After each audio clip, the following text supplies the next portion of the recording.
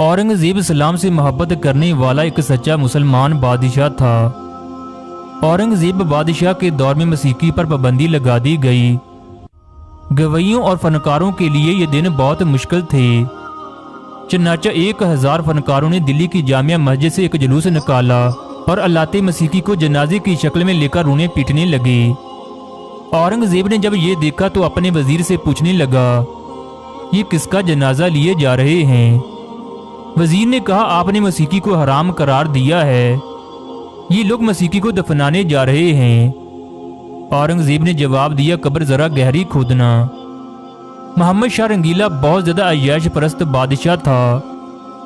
औरंगजेब ने जिन फनून पर पाबंदी लगाई, मोहम्मद शाह रंगीला ने उन तमाम को इजाजत दे दी। ऐशो इशरत के दरवाजे खोल दिए। बादशाह के दरबार में शरे-आम रक्स किया जाता। उस जमाने की मशहूर रकासा नूर बाई थी, जिसका रक्स देखने के लिए पूरे हिंदुस्तान से हजूम इकट्ठा हो जाता। जिस किसी को उसकी महफिल का चस्का लग जाता, उसका घर बर्बाद हुआ।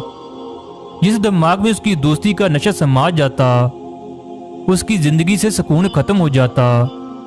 इस रकासा की खातिर बहुत से लोग बर्बाद हुए। मोहम्मद शाह रंगीला का रोज का ये मामूल था।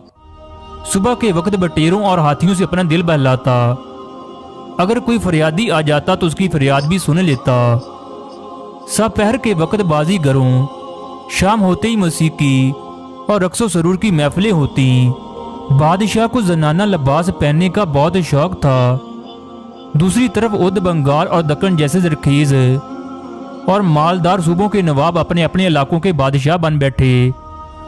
जनूब में मरहटों ने दामन खींचना शुरू कर दिया। कहा जाता है जब मोहम्मद शाह को यह बताया गया कि नादिर शाह की फौजें आगे बढ़ रही हैं, तो वो यही कहता, अभी दिल्ली बहुत दूर है, अभी फिक्र की जरूरत नहीं।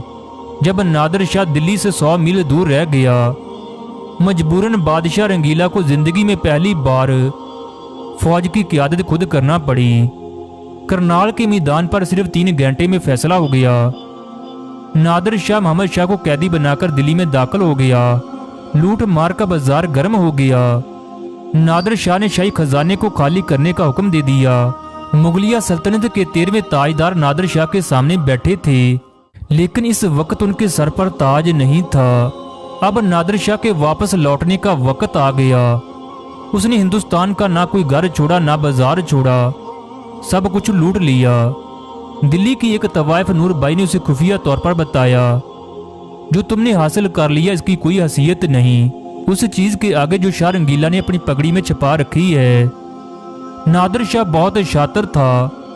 उसने शाह रंगीला से कहा, ईरान में एक रस्म चली आ रही है, भाई खुशी के मौका पर आपस में पगड़ियां बदलते हैं। शाह रंगीला के पास सर झुकाने के अलावा कोई चारा नहीं था। नादिर शाह ने अपनी पगड़ी उतार कर उसके सर पर रख दी और उसकी पगड़ी अपने सर पर रख ली। इस तरह दुनिया का मशहूर हीरा कोहे नूर हिंदुस्तान से निकलकर ईरान पहुंच गया। शाह रंगीला कसरत शराब से बहुत कमजोर हो गया। चनाचा 47 वर्ष की उम्र में इस दुनिया को खैर बाद कर गया।